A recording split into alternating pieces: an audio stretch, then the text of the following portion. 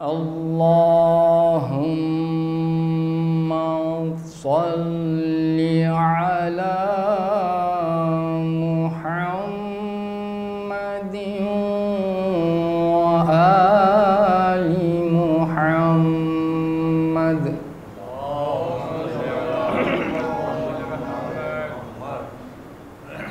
أعوذ بالله من الشيطان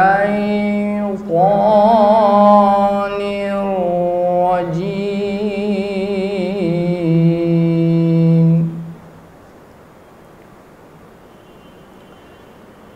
بسم الله الرحمن الرحيم.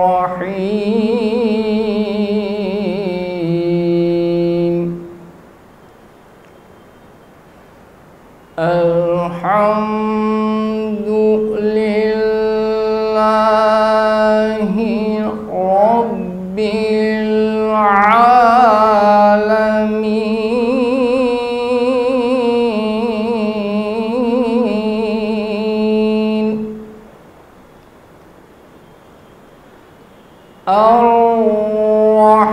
الرحمن الرحيم.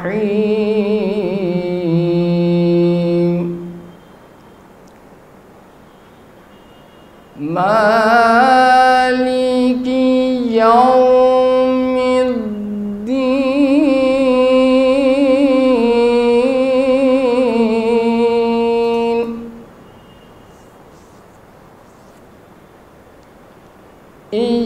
إياك نعبد وإياك نستعين.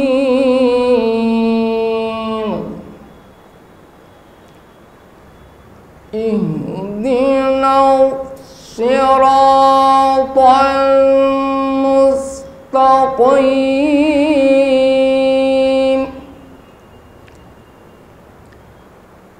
صراط الذين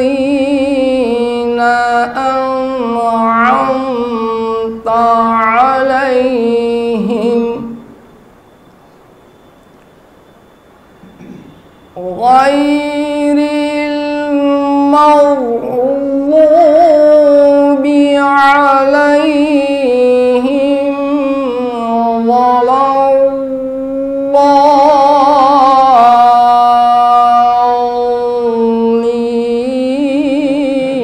الضالين.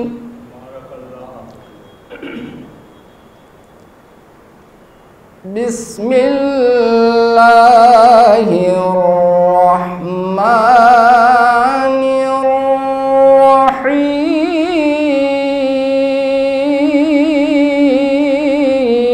الرحيم.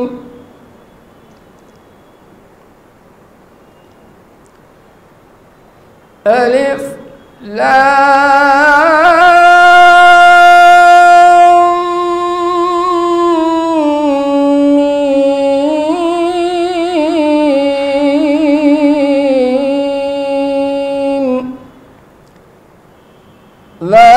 ذلك الكتاب لا ريب فيه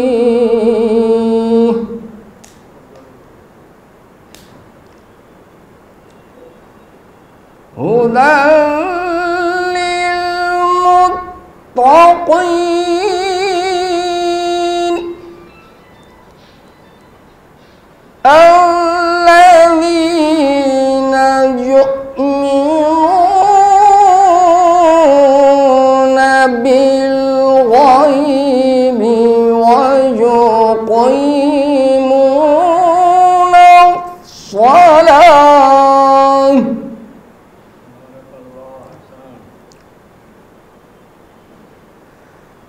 ويقيمون الصلاة ومما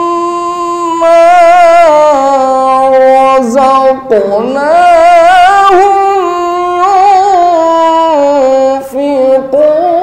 ينفقون.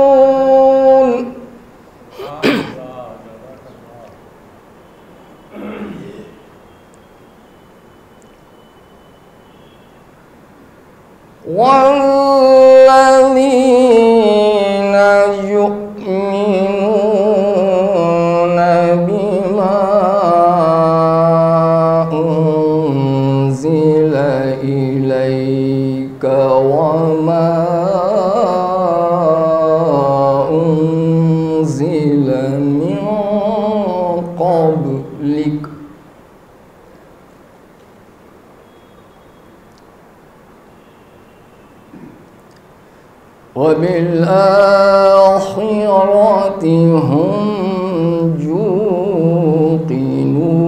يوقنون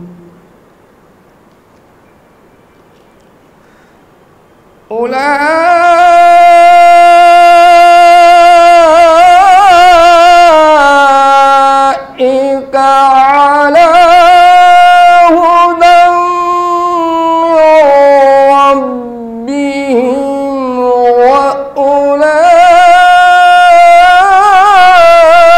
وأولئك هم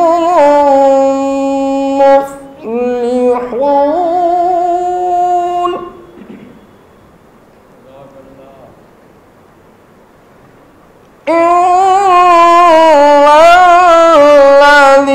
الذين كفروا سواء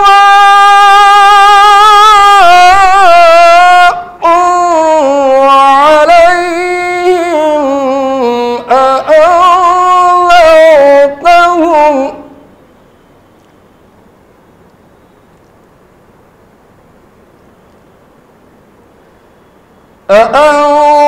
أأنذرتهم أم لم تنذرهم لا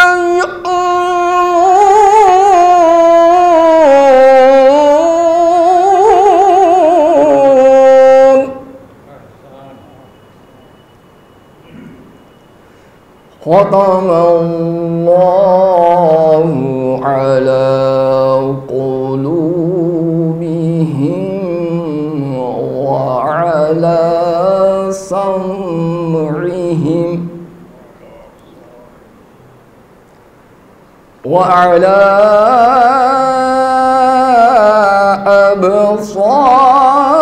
أبصارهم غشاوة ولهم عذاب عظيم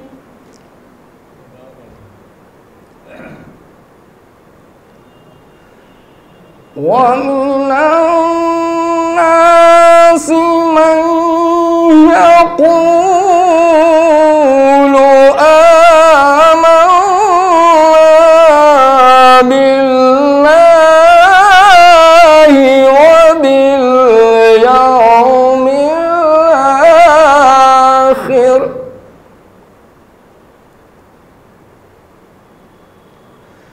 وباليوم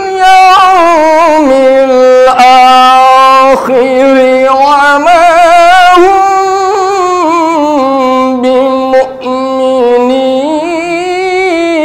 بمؤمنين يخادعون الله والذين آمنوا وما يخدعون إلا أنفسهم وما يشعرون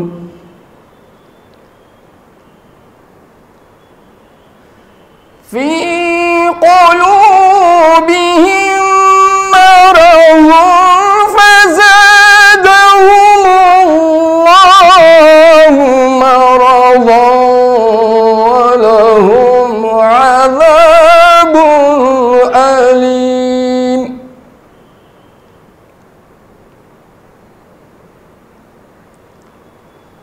في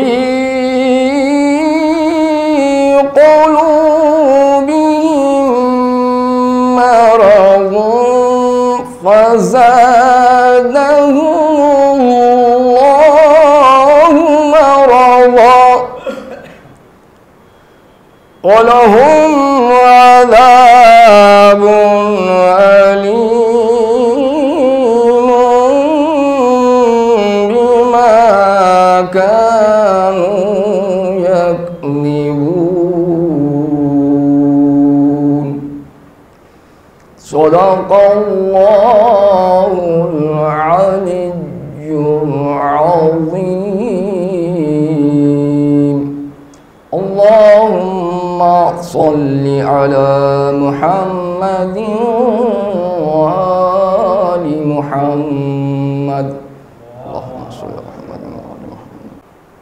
نعرہ صلوات۔ ملتی ہی نہیں کوئی مثال ایسی دہر میں، ملتی ہی نہیں کوئی مثال ایسی دہر میں۔ بے گور و کفن بھائی، بے گور و کفن بھائی، ہم شیر سفر میں، ملتی ہی نہیں کوئی مثال ایسی زہر میں۔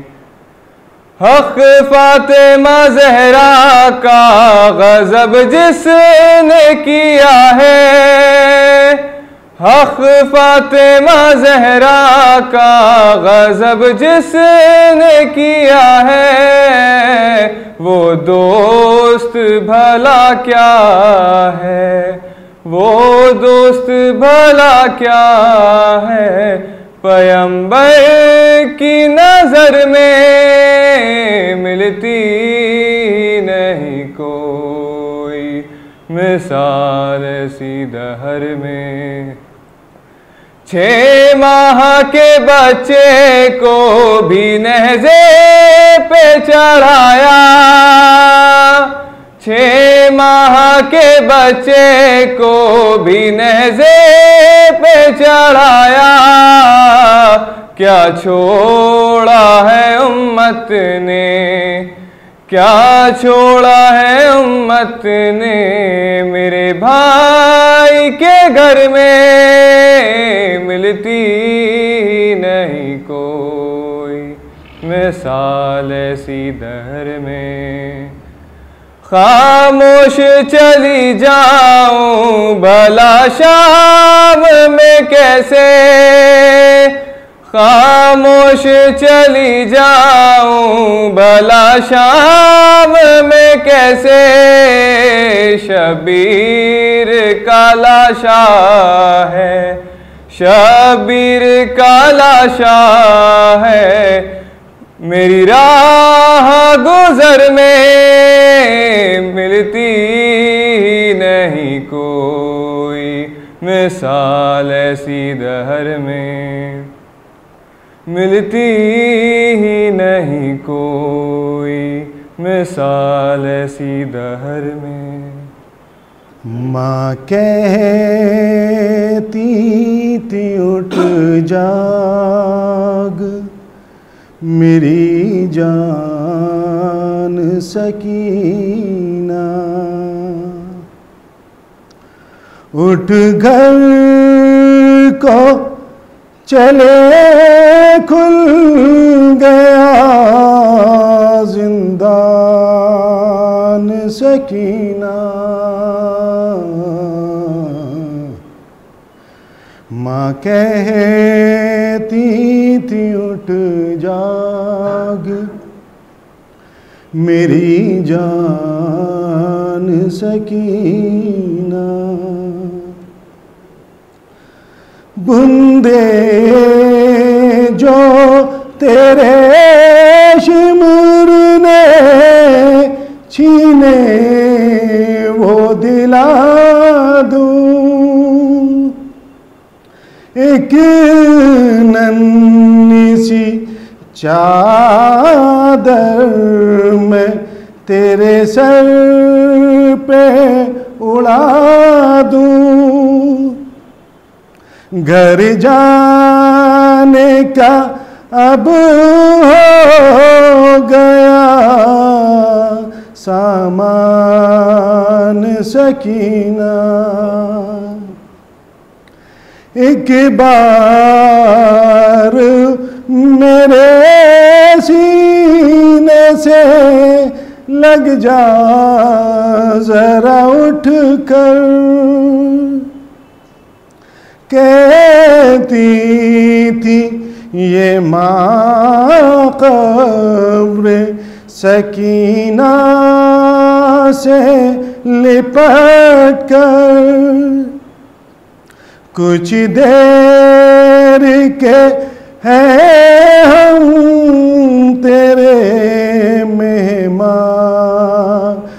سکینہ ماں کہتی تھی اٹھ جاگ میری جان سکینہ معصوم سے گالوں پہ تماچے بھی ہے کھائے رو رو کے کہا کرتی تھی بابا نہیں آئے روتا ہے تیرے حال پہ زندان سکینہ ماں کہتی تھی اٹھ جاگ میری جان سکینہ اٹھتی نہیں لاکھ اٹھایا ہے کئی بار لو مر ہی گئی آج وہ بابا کی عزادار لب کھول ذرا ماں پریشان سکینہ ماں کہتی تھی اٹھ جاگ میری جان سکینہ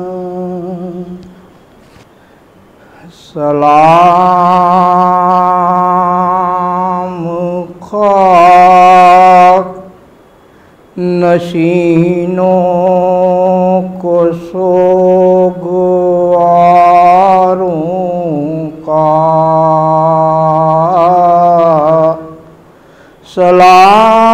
سلام خاک نشینوں کو سوگواروں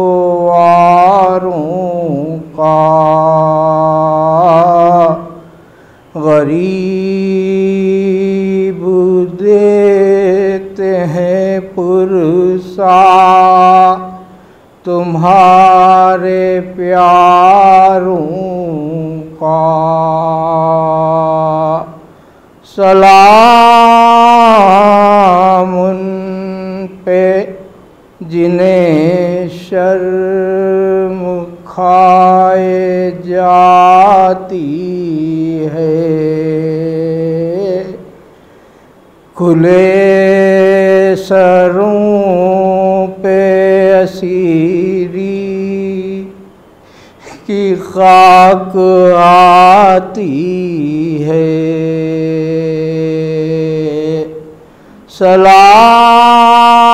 سلام ان پہ جو رحمت کش سلاسل ہیں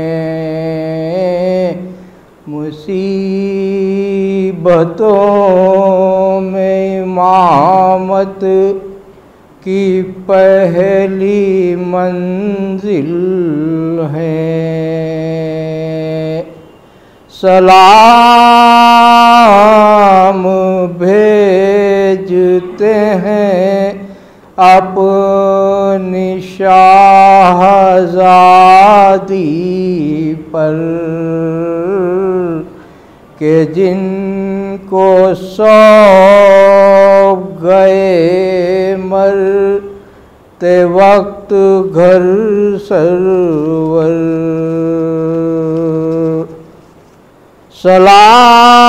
سلام محسن اسلام خستتاً لاشوں سلام تم پہ شہیدوں کے بے کفن لاشوں، بچے جو اگلے برس ہم ہیں اور یہ غم پھر ہے، بچے جو اگلے برس ہم ہیں اور یہ غم پھر ہے، جو چل بسے تو یہ اپنا سلام آخر ہے۔ ہمارے اپنے بزرگوں کے بڑے قدیمی تعلقات رہے ہیں۔ قطع تاریخ کے لیے کہا گیا تھا، قطع تاریخ کچھ ایسا شعر سلام کے بغیر ایصال ثواب۔ اٹھا دنیا سے ماتم دار سرور، اٹھا دنیا سے ماتم دار سرور، محرم میں کمی محسوس ہوگی، محرم میں کمی محسوس ہوگی، نمونہ لکھنوی تہذیب کا تھا کہ تباً تھی وہ بااخلاق ہستی، کہ تباً تھی وہ بااخلاق ہستی، نہ اہل خاندان کیوں غمزدہ ہوں، نہ اہل خاندان کیوں غمزدہ ہوں، گری ہے سب کے اوپر غم کی بجلی، گری ہے سب کے اوپر غم کی بجلی، اور شب عاشور اٹھتا ہے علم جو، شب عاشور اٹھتا ہے علم جو، کی خدمت زندگی بھر اس نے اس کی خدمت زندگی بھر، اور خدائے ساقی کوثر دم نزا، خدائے ساقی کوثر دم نزا، سند اس کی ولا کی آ کے دے دی، سند اس کی ولا کی، اور جو لکھا مصرع تاریخ تم نے، جو لکھا مصرع تاریخ تم نے، سنا دو سب کو اب اجازت دی، سنا دو تاریخ کا مصرع عیسوی سن میں ہے کہ صلہ پایا ہے یہ عشق علی کا، صلہ پایا ہے یہ عشق علی کا، جنا میں آپ ہیں اخلاق رضوی، صلہ پایا ہے یہ عشق علی کا، جنا میں آپ ہیں اخلاق رضوی۔ ایک سلام کے 6-7 شعر، یہ تو تعزیت والا معاملہ تھا، ایصال ثواب کا سلام کے ذریعے یہ چند شعر سلام کے، اور اس کا نام میں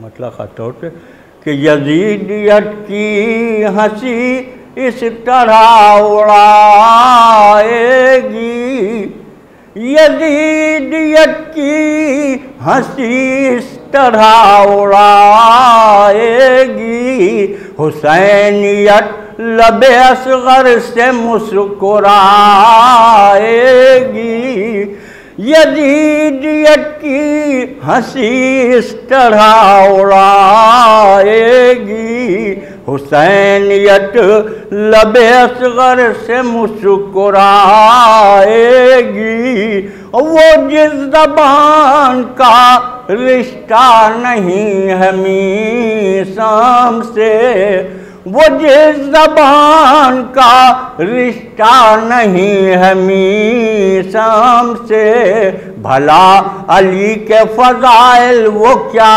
سنائے گی، بھلا علی کے شرمندہ کہ حسین جب بھی تھے دنیا کا جب پتہ بھی نہ تھا، حسین جب بھی تھے دنیا کا جب پتہ بھی نہ تھا، حسین کون ہے دنیا یہ کیا بتائے گی، حسین کون ہے دنیا یہ کیا بتائے گی، اور جو ٹھوک رہے ہیں مقدر میں اس کو کھانے دو، جو ٹھوک رہے ہیں مقدر میں اس کو کھانے دو، ڈرے حسین پر دنیا پلٹ کے آئے گی، ڈرے حسین پر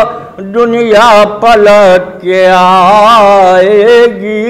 دو شعر اور ملاحظہ کہ ازل کے دن سے حسینی مزاج رکھتا ہوں، ازل کے دن سے حسینی مزاج رکھتا ہوں، میرے مزاج کو دنیا بدل نہ پائے گی، میرے مزاج کو دنیا بدل نہ پائے گی، اور سات دولت عشق علی بھی محشر میں، سات دولت عشق علی بھی محشر میں، فقط نماز کی دولت نہ کام آئے گی، سات دولت عشق علی بھی محشر میں، فقط نماز کی دولت نہ کام آئے گی، یزیدیت کی ہنسی اس طرح اڑائے گی، حسینیت لب اصغر سے مسکرائے گی۔ اب میں گزارش کروں گا خطیب مجلس عزیزہ مولانا سید محمد حسنین باقری صاحب قبلہ سے کہ تشریف لائیں۔ الحمدللہ رب العالمین الرحمن الرحیم مالک یوم الدین ایاک نعبد وایاک نستعین اهدنا الصراط المستقیم صراط الذین انعمت علیہم غیر المغضوب علیہم ولا الضالین۔ اعوذ باللہ السمیع العلیم من الشیطان الرجیم، بسم اللہ الرحمن الرحیم، الحمدللہ رب العالمین، والصلاة والسلام علی اشرف الانبیاء والمرسلین، خاتم النبیین، رحمت للعالمین، ابی القاسم محمد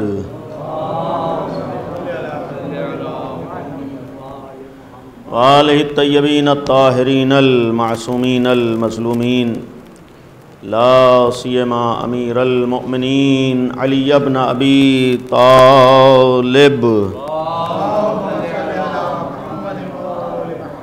علیہ الصلاۃ والسلام، ولعنۃ اللہ علی اعدائہم وغاصب حقوقہم وقاتلیہم ومنکری فضائلہم اجمعین، اما بعد، قال اللہ سبحانہ تبارک وتعالی وقولہ الحق، اعوذ باللہ من الشیطان الرجیم،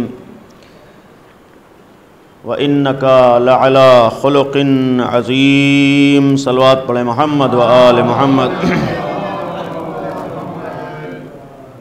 ایک مرتبہ سورہ الحمد اور 3 دفعہ سورہ قل اللہ کی تلاوت فرما کر مرحوم اخلاق حسین رضوی ابن تاجدار حسین صاحب کی روح کو ایصال فرما دیں۔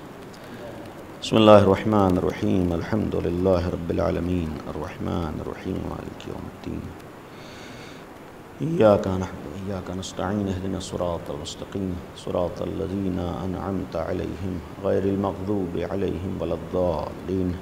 بسم اللہ الرحمن الرحیم، قل هو اللہ احد اللہ الصمد لم یلد ولم یولد ولم یکن له کفوا احد۔ بسم اللہ الرحمن الرحیم، قل هو اللہ احد اللہ الصمد لم یلد ولم یولد ولم یکن له کفوا احد۔ بسم اللہ الرحمن الرحیم، قل هو اللہ احد اللہ الصمد لم یلد ولم یولد ولم یکن له کفوا احد۔ اللہم صل علی محمد۔ صلوات پڑھیں محمد و آل محمد۔ قرآن کریم کے سورہ مبارکہ قلم کی یہ چوتھی آیت مشہور آیت کریمہ ہے، مختصر آیت وَإِنَّكَ لَعَلَىٰ خُلُقٍ عَظِيمٍ، خطاب پیغمبر سے ہے، اور اس سے قبل بھی مرحوم کے سوئیوم کی مجلس میں اسی آیت کے ذیل میں کچھ باتیں بیان کرنے کی کوشش ہوئی تھی۔ آج بھی اسی آیت کریمہ کو عنوان سخن قرار دیتے ہوئے مزید کچھ باتیں اس لیے بھی کہ چونکہ مجلس بھی اخلاق حسین کی ہے، لہذا یہ بھی ضروری ہے کہ اہل بیت کا اخلاق بھی کسی حد تک ہمارے سامنے آ سکے، اور یہ آیت دلیل ہے کہ آل محمد کا بہت بڑا کمال ان کا اخلاق تھا۔ اس بدترین دور میں بھی اگر نبی اور آل نبی نے اپنا پیغام لوگوں تک پہنچا دیا اور اپنے پیغام کو پہنچانے میں کامیاب ہوئے تو اس کامیابی کا بہت بڑا راز ان کا اخلاق تھا۔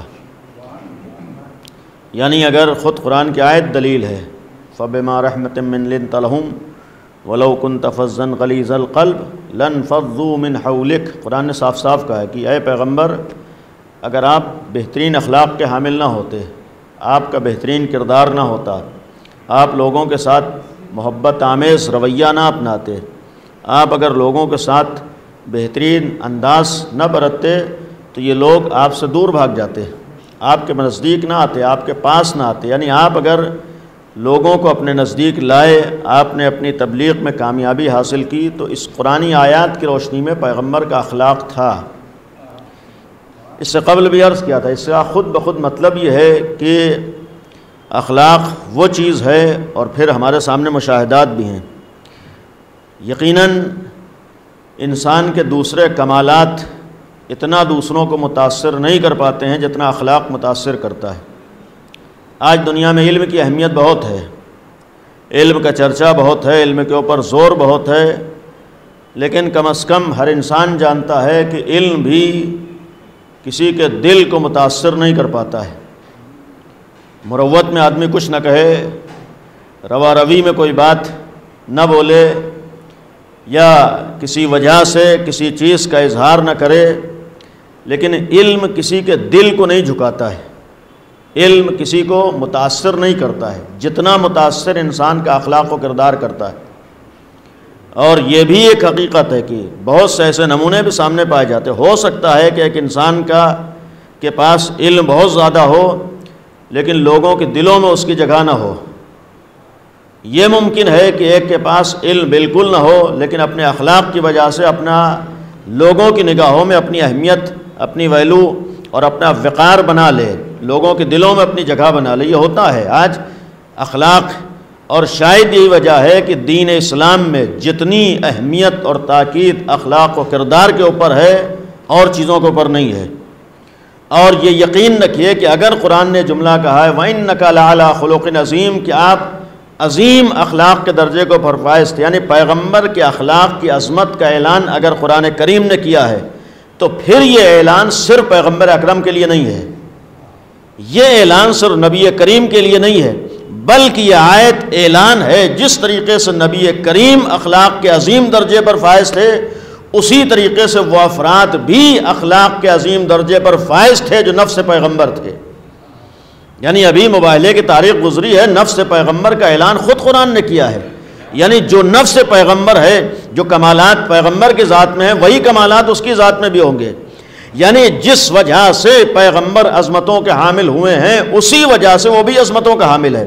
لہذا اگر ہم تاریخ اسلام کو نگاہوں کے سامنے رکھیں تو خود پیغمبر اکرم کے بعد اسلام کی کامیابی کا بہت بڑا راز آل محمد کا کردار تھا، ورنہ پیغمبر کے بعد جس انداز سے کوششیں شروع ہوئی، پیغمبر اکرم کے بعد جس طریقے سے سازشیں ہوئی ہیں، پیغمبر اکرم کے بعد جس طریقے سے اس اسلام کے خلاف مختلف کوششوں کو لوگ بروئے کار لائے ہیں، آج اس اسلام کا نام و نشان بھی باقی نہ رہتا جو پیغمبر بتا کر گئے تھے۔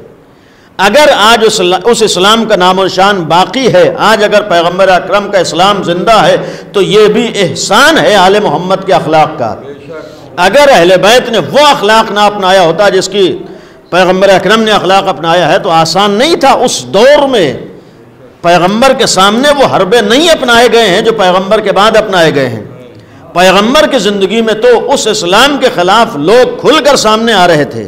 پیغمبر کے زمانے میں مختلف راستے اپنائے گئے ہیں، مختلف کوششیں ہوئی ہیں، لیکن جب ان کوششوں میں دنیا ناکام رہی ہے تو پھر پیغمبر کے بعد وہ راستے بھی اپنائے گئے جو پیغمبر کے زمانے میں نہیں تھے۔ یعنی دشمن کھل کر بھی سامنے آ رہا تھا، اور کھل کر سامنے آنے کے ساتھ ساتھ سب سے بڑی کوشش جو پیغمبر اکرم کے بعد ہوئی ہے کہ اسلام کو مٹانے کے لیے اسلام کے اندر آ کر اسلام کی جڑوں کو کاٹنے کی کوششیں کی گئی ہیں۔ اور یہ یقین رکھیے کہ باہری دشمن اتنا نقصان نہیں پہنچا پاتا ہے جتنا باطنی دشمن نقصان پہنچاتا ہے، جتنا داخلی دشمن نقصان پہنچاتا ہے۔ کسی بھی گھر کو، کسی بھی سماج کو، کسی بھی مذہب کو، کسی بھی دین کو جتنا نقصان اپنوں سے پہنچتا ہے اتنا غیروں سے نہیں پہنچتا ہے۔ وہ اپنے جو اپنے کہلاتے ہیں، نام نہاد اپنے، جنہیں کہہ لیجیے، یعنی جن کے چہروں پر اپنائیت کی نقاب پڑی ہوتی ہے، یعنی جن کے چہروں پر اپنائیت کی نقاب پر سب سے خطرناک وہ ہوتے ہیں، یعنی جو آپ کے سامنے آ کر اپنے جیسا ثابت کرتے ہیں، آپ کے سامنے آ کر آپ کو اپنا سمجھنے کا اظہار کرتے ہیں، لیکن در حقیقت ہوتا کیا ہے۔ اور یہ بھی عرض کر دوں، یہ صفت کہ ظاہر میں کچھ ہے باطن میں کچھ ہے، یہ عادت کہ سامنے کچھ ہے پیٹھ پیچھے کچھ ہے، اسے ہمارے ہاں نفاق کہا گیا ہے۔ اور یہ یقین رکھیے کہ اسلام کے خلاف، اسلام کے مقابلے میں چاہے کفر ہو چاہے شرک ہو، اسلام کی نگاہ میں کفر اتنا قابل مذمت نہیں ہے جتنا نفاق قابل مذمت ہے۔ یعنی اسلام کفر کو اتنا برا نہیں سمجھتا ہے جتنا نفاق کو برا سمجھتا ہے اسلام کی۔ اور شاید یہی وجہ ہے، اگر غور کیجئے کہ اسلام کی نگاہ میں نفاق کتنا برا ہے۔ بہت سے ایسے چہرے تاریخ اسلام میں ہمارے سامنے ایسے ضرور ہیں کہ اگر وہ اسلام نہ لائے ہوتے تو شاید اتنا قابل مذمت نہ ہوتے جتنا اسلام لانے کے بعد ہوئے ہیں۔ چونکہ معاملہ یہی ہے کہ جب انسان دوہری پالیسی اپناتا ہے، جب انسان دو چہرے رکھتا ہے، جب انسان دوہرا معیار اپناتا ہے، تو پھر وہ اللہ کی نگاہ میں بھی اور اللہ کے دین کی نگاہ میں بھی بدترین انسان بن جاتا ہے۔ اسی لیے کہا گیا ہے کہ اگر نفاق اتنا برا ہے تو نفاق کے مقابلے میں ایمان آتا ہے۔ یہ بھی نگاہوں میں رہے، نفاق کے مقابلے میں ایمان ہے، نفاق کے مقابلے میں اسلام نہیں ہے۔ ایسا نہیں ہے کہ جو مسلمان ہوگا وہ منافق نہیں ہوگا، ایسا نہیں ہے جو منافق ہوگا وہ مسلمان نہیں ہوگا۔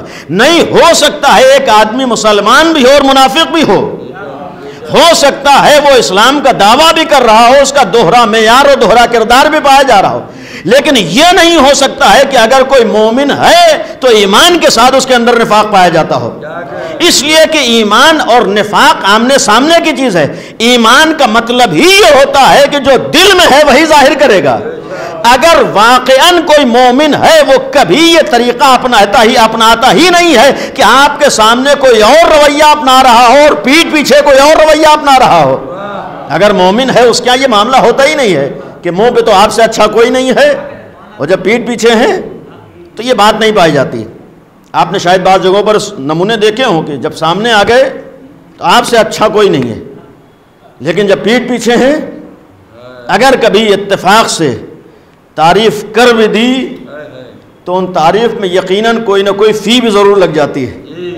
ہاں اچھائی تو ہے لیکن یہ کمی بھی پائی جاتی ہے، اسی کو کہا جاتا ہے نفاق۔ تو نفاق یقیناً بری چیز ہے۔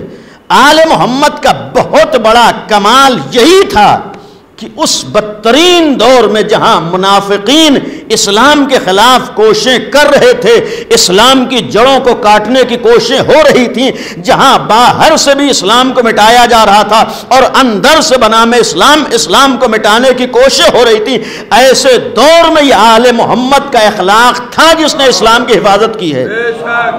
یعنی اگر آج ہم تک اسلام پہنچا ہے تو آل محمد کے کردار کی بنیاد پر، اہل بیت کے اخلاق کی بنیاد پر، آل محمد کے کیریکٹر کی بنیاد پر۔ اور یہ آیت دلیل ہے کہ اخلاق و کردار و کیریکٹر میں اتنا اثر پایا جاتا ہے کہ دشمن کے دل کو بھی نرم کر دیتا ہے۔ اخلاق و کردار میں اتنا اثر پایا جاتا ہے، مخالفین کو اس کی سازشوں میں ناکام کر دیتا ہے۔ یقیناً اگر کسی کے دل میں بغض چھپا ہوا ہے، حسد ہے، تو وہ حقائق کو قبول نہیں کرے گا۔ لیکن اگر کسی کو لا علمی ہے، کسی کو حقائق کا پتہ نہیں ہے، کسی کو حقیقت کا علم نہیں ہے، اور حقیقت کا علم نہ ہونے کی وجہ سے اگر وہ حق سے دور ہے، تو اتنا یقین ہے کہ آل محمد کا اخلاق اتنا اثر رکھنا ہے کہ ایسے مخالفین کو بھی در اسلام پر سر جھکانے پر مجبور کر دیتا ہے۔ میں نے اشارہ کیا تھا کہ اگر آپ نبی کریم کے بعد کے حالات کا جائزہ لیے، بات اگر اخلاق کی آئی ہے، یقین رکھیے کہ صرف اخلاق پیغمبر ہی نہیں تھا، بلکہ جس طریقے سے اخلاق پیغمبر تھا اسی طریقے سے آل محمد کا اخلاق بھی تھا، کوئی فرق نہیں تھا۔ اگر اسلام کی تبلیغ میں پیغمبر کا اخلاق سبب بنا ہے تو پیغمبر کے بعد اس اسلام کی حفاظت میں اخلاق آل محمد سبب بنا ہے، یعنی اس اخلاق کی وجہ سے حفاظت ہوئی ہے۔ کتنے نمونے ہیں، آج ہم لوگوں کے لیے لمحہ فکریہ ہے، اور یہ بھی ظاہراً میں نے اشارہ کیا تھا، غیروں سے ہر چیز کی توقع نہیں ہوتی ہے جتنی توقع اپنوں سے ہوتی ہے۔ یعنی وہ توقع جو اپنی اولاد سے ہوتی ہے وہ دوسروں سے نہیں ہوتی ہے، جو توقع اپنے گھر والوں سے ہوتی ہے وہ دوسروں سے نہیں ہوتی ہے۔ لہٰذا یہ یقین رہے کہ آل محمد کو جو توقع اپنے چاہنے والوں سے ہے وہ توقع دوسروں سے نہیں ہے، اہل بیت کو جو توقع اپنے نام لیوا سے ہے وہ دوسروں سے نہیں ہے۔ اگر کوئی غیر غلط راستہ اپنا رہا ہو تو یہ قابل تعجب نہیں ہوگا۔ اگر اہل بیت سے دور انسان برے راستے پر چل رہا ہو، برائیاں انجام دے رہا ہو، برا اخلاق اپنا رہا ہو، برا کردار اپنا رہا ہو، غلط راستے پر چل رہا ہو، تو یہ اہل بیت کی نگاہ میں قابل مذمت یا برا نہیں ہے، اس لیے کہ وہ آل محمد کے در پہ آیا ہی نہیں ہے۔ لہذا جو اس در پہ آیا نہیں تو اس سے توقع کرنا کہ اچھا ہو جائے، اس سے توقع کرنا کہ اس کا اخلاق بہترین ہو جائے، اس سے توقع کرنا کہ وہ کوئی برائی نہ کرے، یہ توقع بیجا ہے۔ اگر توقع ہے تو ان سے ہے جنہوں نے علی کو اپنا مولا مانا ہے، اگر توقع ہے تو ان سے ہے جنہوں نے حسین کے در پہ سر جھکایا ہے، اگر توقع ہے ان سے ہے جو آل محمد کے چاہنے والے ہیں۔ اہل بیت کو اپنوں سے توقع ہے، اہل بیت کو اپنوں سے تمنا ہے۔ اور شاید میں نے اس سے قبل ایک اشارہ کیا تھا کہ اگر واقعاً کوئی اچھا ڈاکٹر ہوتا ہے، سماج کو اگر فائدہ پہنچاتا ہے، اگر سوسائٹی کو فائدہ پہنچاتا ہے، اگر اچھا ڈاکٹر ہے اس کی وجہ سے انسانیت کو فائدہ پہنچتا ہے، تو وہ سب کو فائدہ تو پہنچاتا ہی پہنچاتا ہے، لیکن اپنی اولاد سے یہ تمنا بھی ضرور رکھتا ہے کہ جس طرح سے میری ذات سے غیروں کو فائدہ پہنچ رہا ہے اسی طرح سے میری اولاد سے بھی دوسروں کو فائدہ پہنچے۔ آل محمد کو یہی تمنا تو اپنے نام لیوا سے بھی ہے، اہل بیت کو یہی توقع تو اپنوں سے بھی ہے، یہ غیروں سے توقع نہیں ہے۔ اہل بیت تو یہی چاہتے تھے جس طرح ہم نے انسانیت کی خدمت کی ہے، جس طرح ہم نے انسانیت کو پروان چڑھایا ہے، اگر تم ہمارے در تک آئے ہو تو تمہیں بھی ایسا ہونا ہے کہ تمہاری وجہ سے انسانیت پروان چڑھ رہی ہو، تمہاری ذات سے انسانیت کو فائدہ پہنچ رہا ہو، تب تو تم نے علی کو پہچانا ہے، تب تو تم نے حسین کو پہچانا ہے۔ اس لیے کہ اتنا یقین ہے کہ در علی پر آ جانے کے بعد، در امام حسین پر آ جانے کے بعد خود نجات یافتہ ہو جانا یہ کمال نہیں ہے، اہل بیت کے در سے وابستہ ہونے کے بعد خود ہدایت پا جانا، خود نجات پا جانا یہ کمال نہیں ہے۔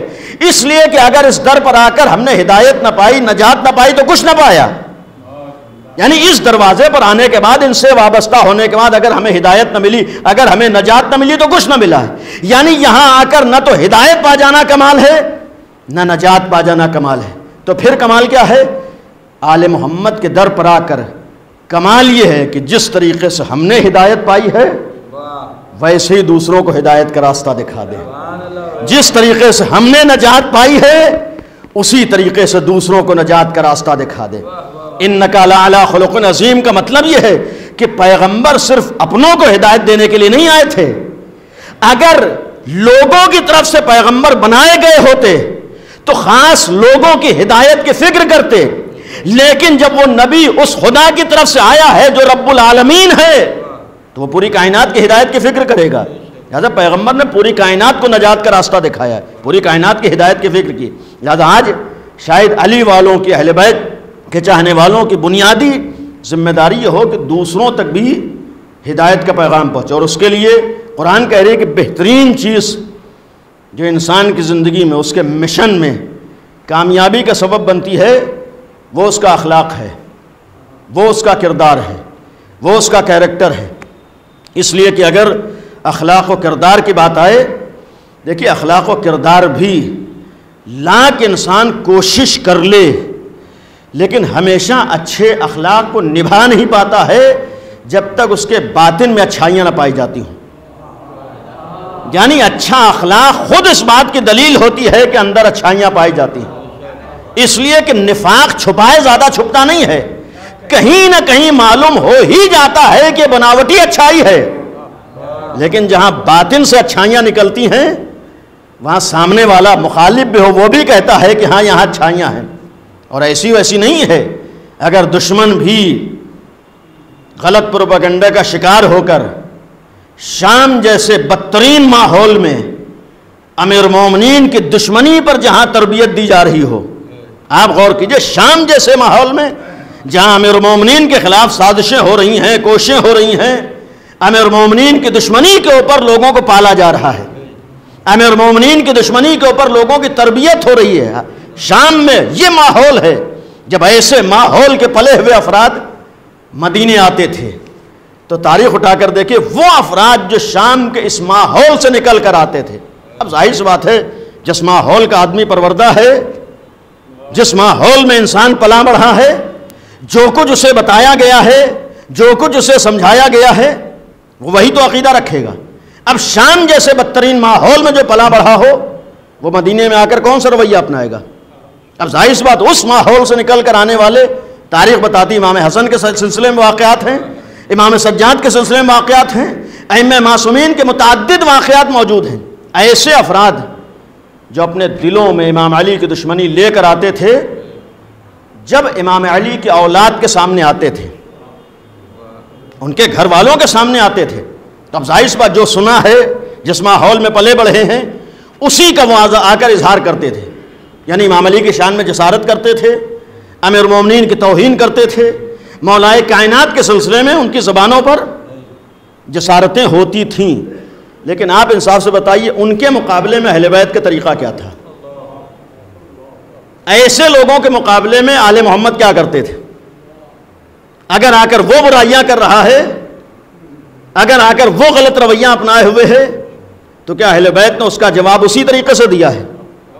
ظاہر سی بات ہے کہ اگر کسی کے دل میں برائی چھپی ہے اور وہ برائی کا اظہار کر رہا ہے تو آل محمد نے ایک طریقہ یہ بتایا ہے کہ ہمیشہ برائی کا جواب برائی نہیں ہوتی ہے، غلطی کا جواب غلطی نہیں ہوتی ہے.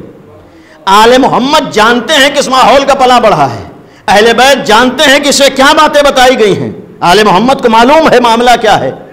لہٰذا اہل بیت کے سلسلے میں روایات بتاتے ہیں کہ ایسے افراد کے مقابلے میں آل محمد جو کردار اپناتے تھے، جو رویہ اپناتے تھے، جس اخلاق کا مظاہرہ فرماتے تھے، آنے والا جسارتیں کر رہا ہے اور جب وہ جسارتیں کر کے خاموش ہو جاتا تھا تو امام فرماتے تھے تم مجھے مسافر رکھتے ہو، اگر کوئی ضرورت ہے تو میں حاضر ہوں، کوئی پریشانی ہے تو بیان کرو، رہنے کی جگہ نہ ہو تو میرا گھر موجود ہے، کھانے کا انتظام نہ ہو تو ہمارے گھر پر آ جانا. یعنی تاریخ لکھتی ہے کہ یہ رویہ اہل بیت کا ہوتا تھا، یہ انداز اہل بیت کا ہوتا تھا، یہ کردار اہل بیت کا ہوتا تھا. وہی انسان جو اپنے دل میں امیر المومنین کی دشمنی لے کر آتا تھا، جب اولاد امام علی کا یہ رویہ اور یہ طریقہ دیکھتا تھا تو آنے والا جو دشمنی لے کر آتا تھا اس کردار کو دیکھ کر یہ کہنے پر مجبور ہوتا تھا کہ اب تک جو بھی مجھے بتایا گیا سب غلط تھا. میں خدا کو گواہ کر کے اس بات کا اعتراف کرتا ہوں کہ علی بھی حق تھے اور علی کا راستہ بھی حق ہے. ایک سلوات پڑھ دے محمد و آل محمد.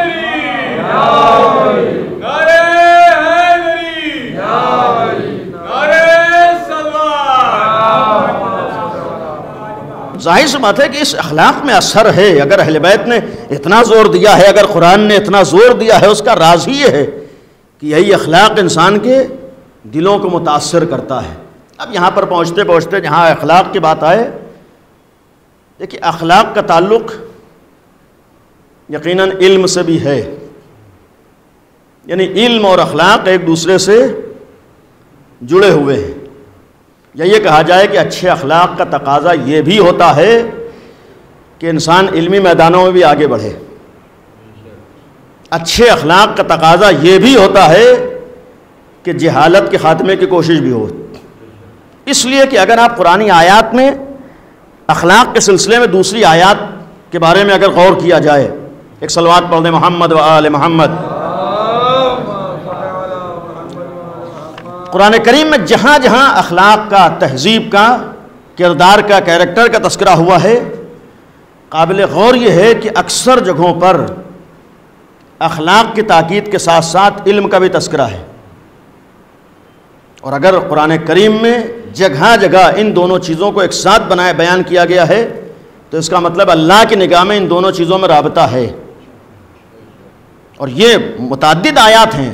سورہ جمعہ کی آیت اکثر ہم لوگ سنتے ہیں، هو الذی بعث فی الامیین رسولا منہم یتلو علیہم آیاتہ ویزکیہم ویعلمہم الکتاب والحکمہ.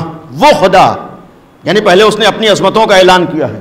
هو الذی، وہ خدا، بعث فی الامیین، جس نے امیین کے درمیان مبعوث کیا، بھیجا، رسولا، ایک رسول کو، منہم، جو بظاہر انہی میں سے تھا، یتلو علیہم آیاتہ، اس کا ایک کام ان کے درمیان آیات الہیہ کی تلاوت، وَيُزَكِّيهِمْ.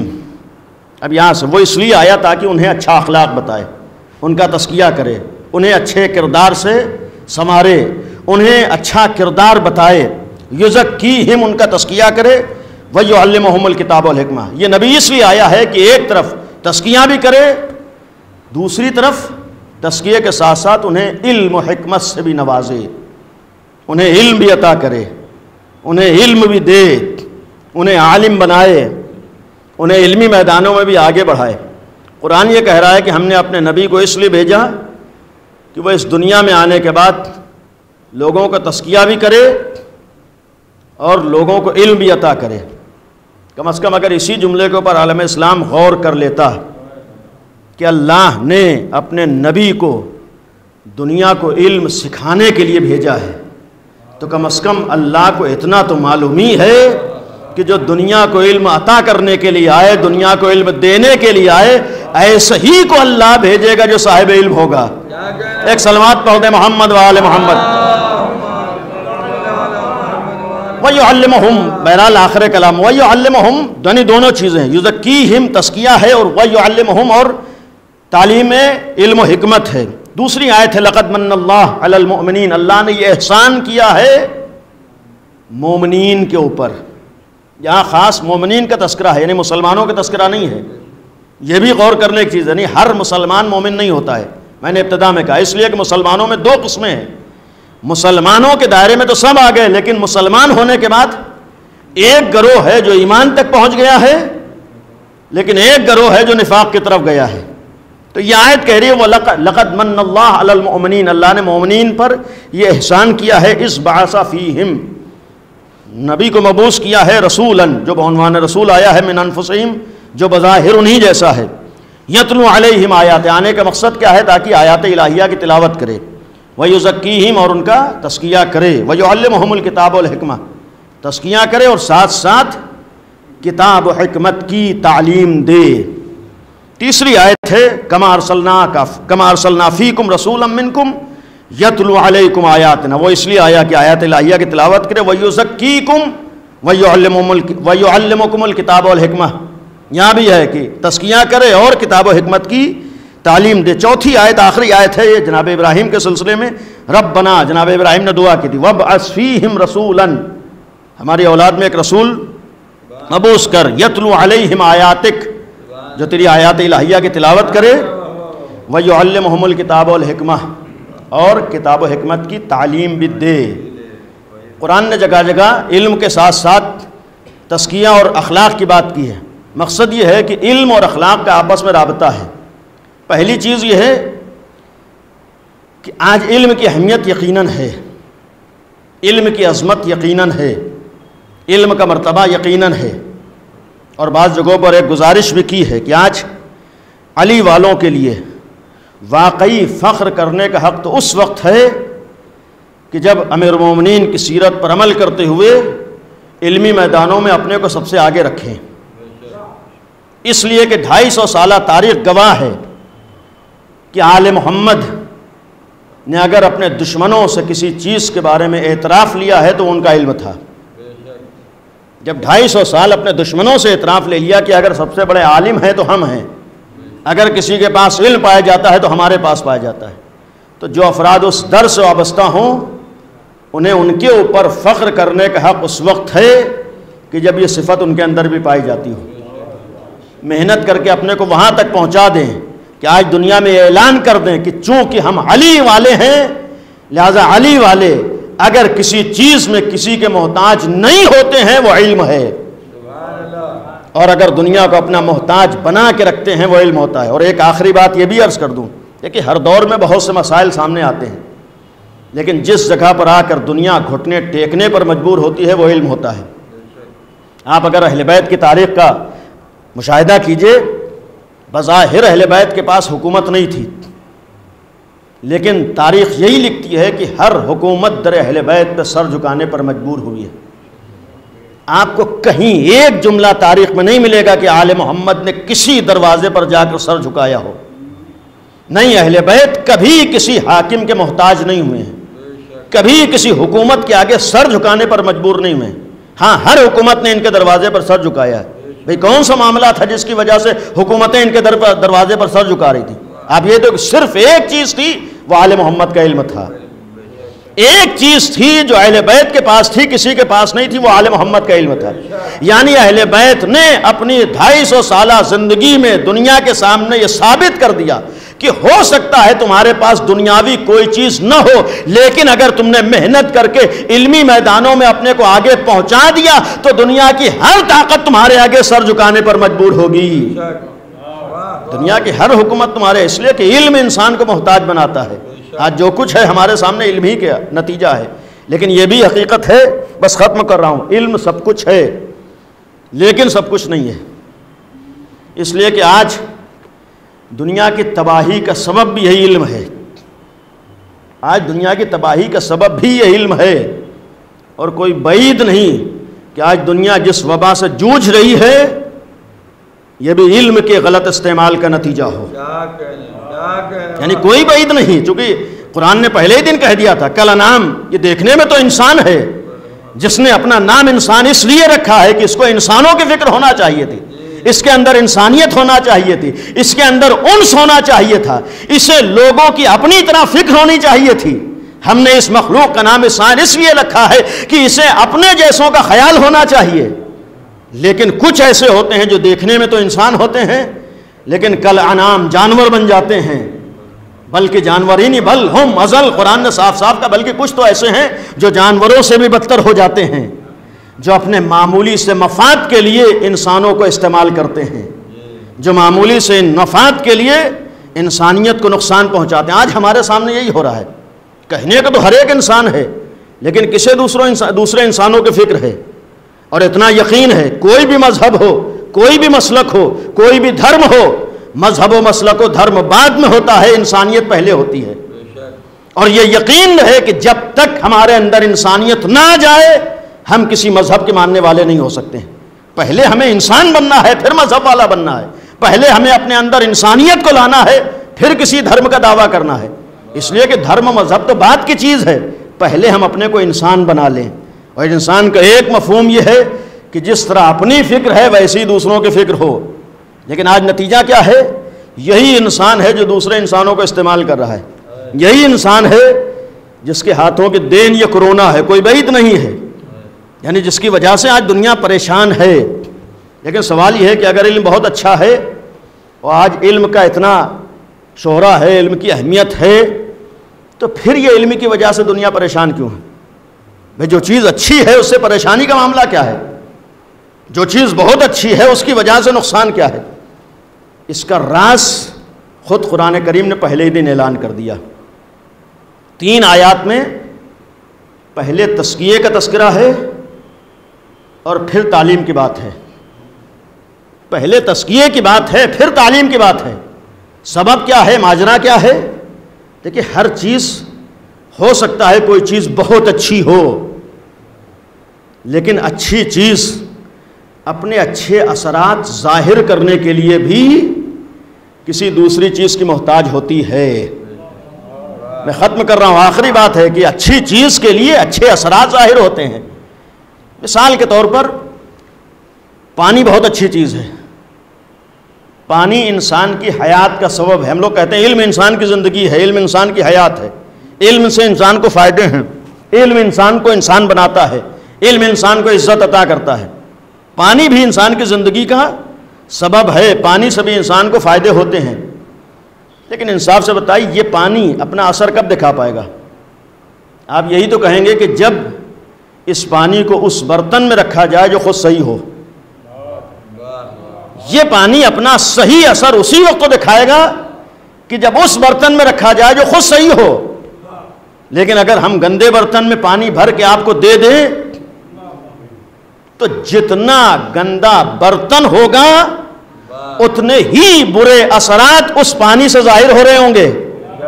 تو اگر یہ پانی ہو سکتا ہے گندے برتن کی وجہ سے، جس میں پانی ہم نے کسی کو دیا تھا، کسی کو بیمار ڈال دے، کسی کو نقصان پہنچا دے، کسی کی جان لے لے، تو سوال یہ ہے کہ پانی کی وجہ سے جان چلی گئی، پانی کی وجہ سے آدمی بیمار ہو گیا۔ بظاہر تو انسان یہی کہتا ہے کہ پانی کی وجہ سے بیمار ہو گیا، تو یہی پانی تو حیات کا سبب تھا، تو پھر اس پانی کی وجہ سے کیوں جان چلی گئی؟ آپ کہیں گے چونکہ ایسے برتن میں پانی رکھا تھا جو خود گندا تھا، تو پہلے ضرورت ہے کہ ایسے برتن کا انتخاب کیا جائے جو صاف ستھرا ہو۔ جب صاف ستھرا برتن ہوگا تب پانی اپنا صحیح اثر دکھائے گا۔ یہی معاملہ علم کا بھی ہے۔ علم بہت اچھی چیز ہے، علم حیات کا سبب ہے، لیکن وہی علم اپنا اثر دکھا پاتا ہے جو ایسے باطن میں آتا ہے جس میں اچھائیاں پائی جاتی ہوں۔ ایسے دل میں اگر علم آ رہا ہے جہاں تزکیہ ہو، جہاں برائیاں نہ ہو، اس دل سے جو علم نکلے گا وہ علم انسانیت کو فائدہ پہنچائے گا۔ یعنی جب تک جگہ اچھی نہ ہو، جب تک تزکیہ نہ ہو، تب تک علم کا فائدہ نہیں ہے۔ آج اسی لیے قرآن کہتا ہے کہ پہلے تزکیہ کرو، علم کے ساتھ جب تک تزکیہ نہ ہو یہ علم بھی فائدہ پہنچانے والا نہیں، ورنہ یہی علم تمہاری حیات کو ختم کر دے گا۔ اور اس کے بہت سے نتائج۔ اور پھر علم اور اخلاق کا ربط مصائب کے لیے علم و اخلاق کا ایک مفہوم یہ بھی ہے کہ اگر علم ہے اور اخلاق ہے تو قدم قدم پر اپنے عمل سے بھی یہ ثابت کرنا ہے کہ ہم کس در سے وابستہ ہیں، ہمارا تعلق کس مسلک سے ہے، کس مذہب سے ہے۔ جہاں علم کے اوپر اتنا زور ہے، جہاں اخلاق کے اوپر اتنا زور ہے، تو جہاں علم و اخلاق کے اوپر زور ہوتا ہے وہاں شعور اور بصیرت کا مظاہرہ ہوتا ہے۔ جس کے پاس علم اور اخلاق بنیادی حیثیت رکھتا ہے وہ قدم قدم پر اپنے شعور و بصیرت کا مظاہرہ کرتا ہے، اور جو شعور و بصیرت کا مظاہرہ کرتا ہے وہ کبھی کوئی عمل جذبات میں آ کر نہیں کرتا ہے، وہ کبھی کوئی عمل جذبات میں آ کر نہیں کرتا، اس لیے کہ وہ ایسے دین سے وابستہ ہے جہاں علم کی بات ہے، جہاں اخلاق کی بات ہے، جہاں شعور و بصیرت کا تذکرہ ہے۔ جب شعور و بصیرت کی بات ہے تو قدم قدم پر یہ سوچتا ہے کہ ہمیں جو کرنا ہے کس لیے کرنا ہے، ہمیں کرنا ہے کیسے کرنا ہے۔ اور چونکہ ہم ایسے دین سے وابستہ ہیں، الحمدللہ جس دین نے ہر موڑ پر ہماری رہنمائی کی ہے۔ اتنا ذمہ داری سے ایک جملہ عرض کر دوں، اہل بیت کے دین میں دنیا کا کوئی بھی مسئلہ آ جائے اس کا حل موجود ہے، وہ نظر چاہیے کہ اس حل تک انسان پہنچ سکے، ورنہ ایسا نہیں ہے کسی مسئلے کا حل اسلام میں نہیں ہے۔ ہر مسئلے کا حل، ان حالات میں ہمیں کیا کرنا ہے اس کا حل بھی اسلام میں موجود ہے۔ کرونا جیسے دور سے کیسے گزرنا ہے اس کا حل بھی ہمارے مذہب میں موجود ہے۔ اس کرونا کے دور میں عزاداری امام حسین کیسے کرنا ہے اس کا حل بھی ہمارے مذہب میں موجود ہے۔ جب مذہب میں موجود ہے تو انسان کسی کا محتاج نہیں ہے۔ اور ہمارے دین میں جو پیغام ہے کہ اللہ نے تمہیں علم سے نوازا ہے، تمہیں اخلاق کی تاکید کی ہے، تمہیں شعور و بصیرت دیا ہے، اس شعور و بصیرت کا مظاہرہ ہر قدم پہ ضروری ہے۔ اور شعور و بصیرت کے مظاہرے کا مطلب یہ ہے کہ تم جو عمل کرتے ہو وہ صرف تمہارے نام سے لکھا نہیں جاتا ہے۔ چھٹے امام امام جعفر صادق علیہ الصلوۃ والسلام، امام کا ایک جملہ ہے کہ دنیا کے مذاہب میں سے تمہارا مذہب ایسا ہے کہ جب بھی تم کرتے ہو تو دنیا یہ نہیں کہتی ہے کہ فلاں شخص نے کیا ہے، بلکہ دنیا تمہارے اعمال کو دیکھ کے کہتی ہے کہ آل محمد کا چاہنے والا ہے، تمہارے اعمال کو دیکھ کے کہتی ہے کہ امام صادق کا ماننے والا ہے، تمہارے اعمال کو دیکھ کے کہتی ہے کہ حسین کے در پہ سے وابستہ ہے۔ جب دنیا تمہارے اعمال کو دیکھ کر تمہیں نہیں کہتی ہے بلکہ آل محمد کو کہتی ہے، تو امام نے فرمایا اپنے اعمال پر بھی نگاہیں رہیں، اس لیے کہ اب یہ عمل تمہارا نہیں ہوگا بلکہ نسبت ہماری طرف دی جائے گی۔ لہذا ایسا رویہ اپناؤ، ایسا کردار اپناؤ، ایسا راستہ اپناؤ کہ کم از کم دنیا یہ دیکھ کر کہنے پر مجبور ہو کہ چونکہ آل محمد کے ماننے والے ہیں لہذا یہ راستہ اپنائے ہمیں۔ لہذا ہمارے یہاں قابل غور ہے، بس ختم کیا۔ آج ہمارے لیے محرم نزدیک ہے، انتہائی غم کا مہینہ ہے، لیکن بس ایک جملہ عرض کر دوں۔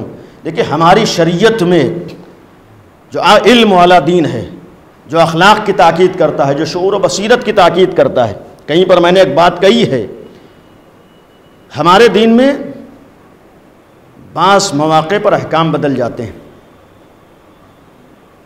شریعت یہ کہتی ہے کہ ہمارے لیے اگر اپنے وطن میں ہو تو 4 رکعت نماز پڑھنا ہے، لیکن اگر ہم سفر کر کے مثلاً آگرہ جا رہے ہیں، شہید ثالث کی زیارت کے لیے گئے، تو اب شریعت کا حکم یہ ہے کہ آپ کو وہاں 4 رکعت نہیں پڑھنا ہے بلکہ وہاں 2 رکعت پڑھنا ہے۔ وہاں جا کے ہم یہ کہنے کا حق نہیں رکھتے ہیں کہ ہم نے تو پوری زندگی 4 رکعت نماز پڑھی ہے لہذا ہم یہاں 4 ہی پڑھیں گے۔ نہیں، ہمیں شریعت نے جو کہا ہے وہ کرنا ہے، جہاں جیسا حکم دیا ہے ویسا ہمیں عمل کرنا ہے۔ یہاں پر کہا ہے 4 رکعت پڑھیں تو یہی ہماری ذمہ داری ہے، وہاں اگر 2 کہا ہے تو وہ ہماری ذمہ داری ہے۔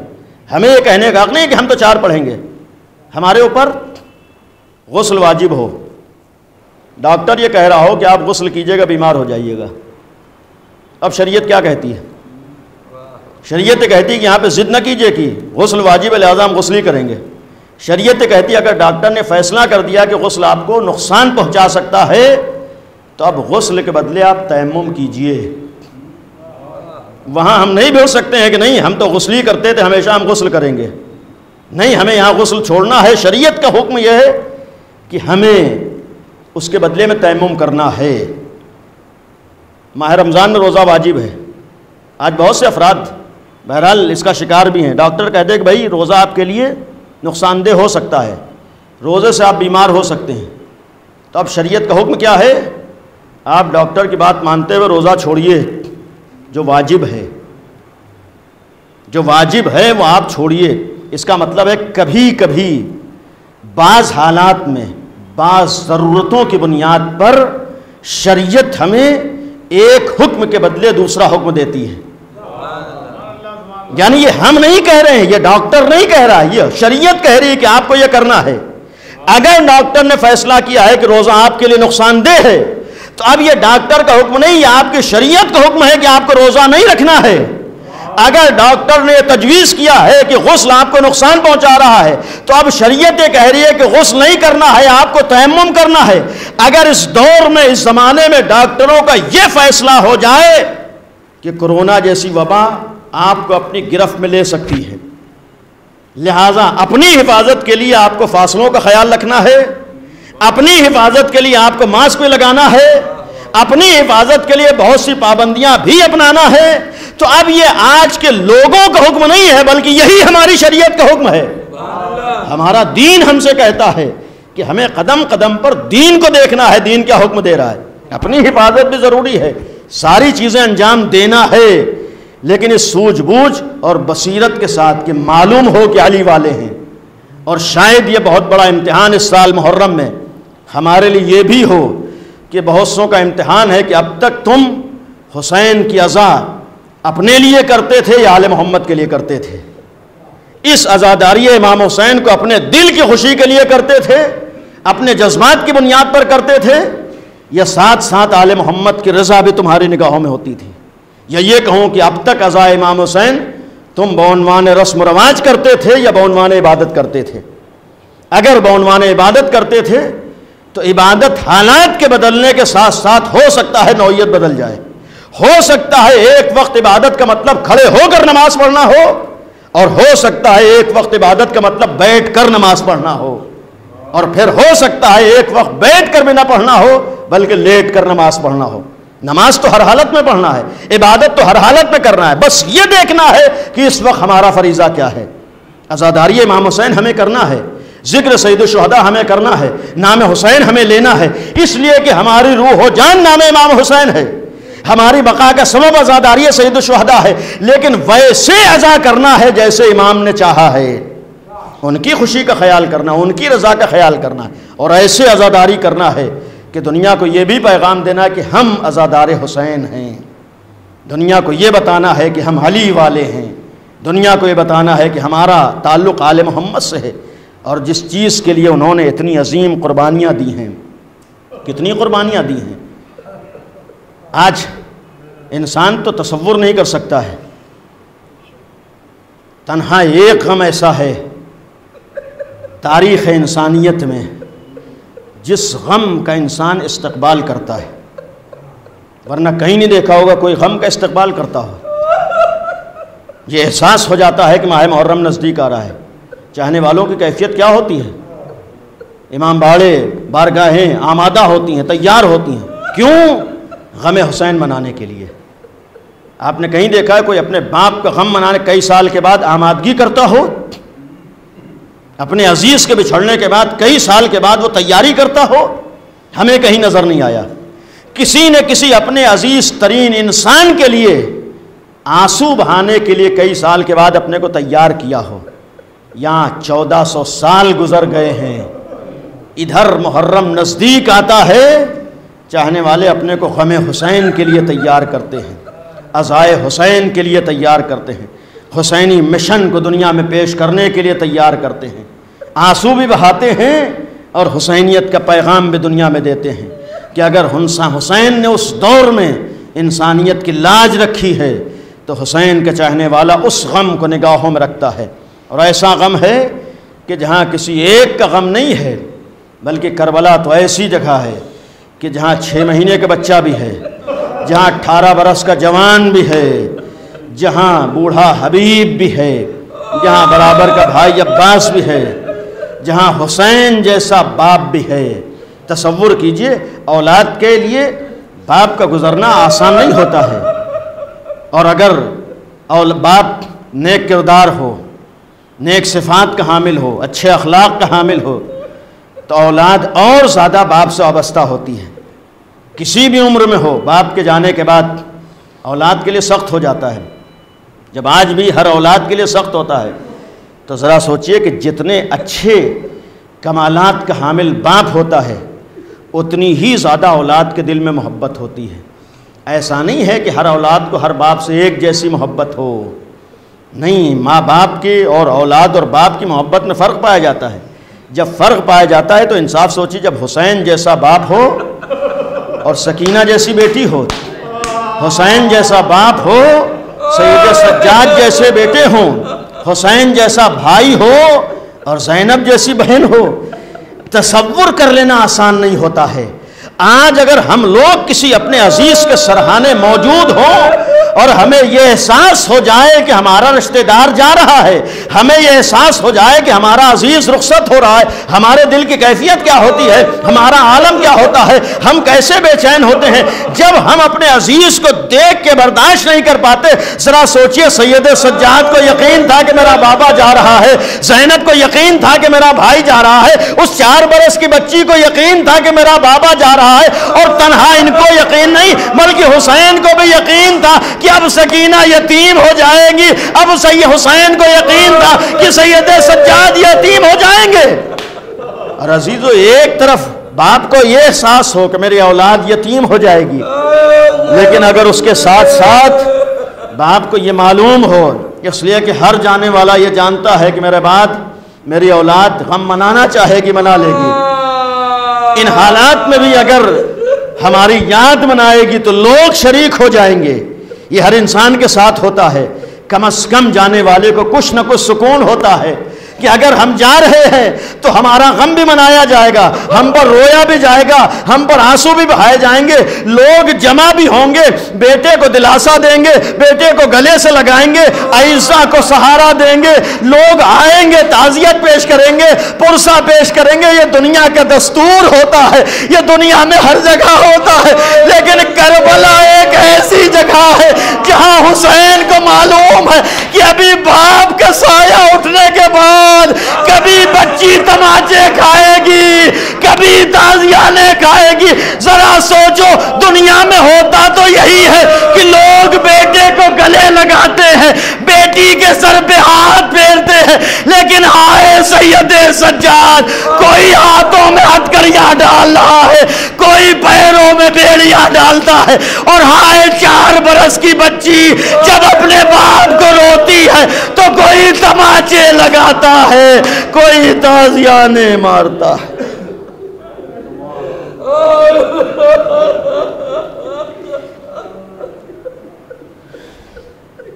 الا لعنت اللہ علی القوم الظالمین سیعلم الذین ظلموا ای منقلب ینقلبون۔ خدایا ہماری اس عبادت کو قبول فرما، پروردگارہ اس ذکر کو مرحوم کی مغفرت کا ذریعہ قرار دے، پروردگارہ آل محمد کا واسطہ ہے پسماندگان کو صبر عطا فرما، خدایا عظمت اہل بیت کا واسطہ ہے ہم سب کو اخلاق اہل بیت کو اپنانے کی توفیق عنایت فرما۔ معبود عظمت اہل محمد کا واسطہ ہے ہمارے درمیان سے جہالت کا خاتمہ فرما، خدایا ہم سب کو علم و عمل میں آگے بڑھنے کی توفیق عنایت فرما، خدایا ہمارے جوانوں کو، ہمارے بچوں کو علمی میدانوں میں سب سے آگے رہنے کی توفیق عنایت فرما، پروردگار آل محمد کے واسطہ ہے دنیا سے فتنہ و فساد، ظلم و ستم کا خاتمہ فرما، پروردگار عظمت اہل بیت کا واسطہ ہے اس کورونا سے دنیا کو نجات عطا فرما، خدایا عظمت اہل بیت کا واسطہ جو مومنین اس وبا کا شکار ہیں، اپنے رحم و کرم سے آل محمد کے صدقے میں ان سب کو شفائے کامل و عاجل عنایت فرما۔ معبود جو مومنین اس وبا کا شکار ہو کر ان حالات میں دنیا سے رخصت ہوئے ہیں ان سب کی مغفرت فرما، پروردگارہ تیرے رحم و کرم کا واسطہ ہے، آل محمد کا واسطہ ہے، اس دنیا کو اس وبا سے نجات عطا فرما۔ خدایا ایام عزائے حسین نزدیک ہیں، ہمیں غم حسین منانے کی توفیق عنایت فرما۔ معبود عظمت اہل بیت کا واسطہ ہمیں غم سید الشہداء کا حق ادا کرنے کی توفیق عنایت فرما، پروردگار آل محمد کا واسطہ ہے، عظمت اہل بیت کا واسطہ ہے، قدم قدم پر ہر عمل میں اپنے بہترین اخلاق کا مظاہرہ کرنے کی توفیق عنایت فرما۔ معبود ان حالات کو ہمارے امام کے ظہور کے لیے مقدمہ قرار دے، خدایا آخری امام کے ظہور میں تعجیل فرما، ہم سب کو امام کے ناصروں میں شمار فرما۔ ایک دفعہ سورہ فاتحہ کی تلاوت فرما کر مرحوم اخلاق حسین صاحب کی روح کو اصال فرما دے۔ بسم اللہ الرحمن الرحیم، الحمد للہ رب العالمین، الرحمن الرحیم، مالک یوم الدین، ایاک نعبد و ایاک نستعین، اهدنا الصراط المستقیم، صراط الذین انعمت علیہم غیر المغضوب علیہم ولا الضالین۔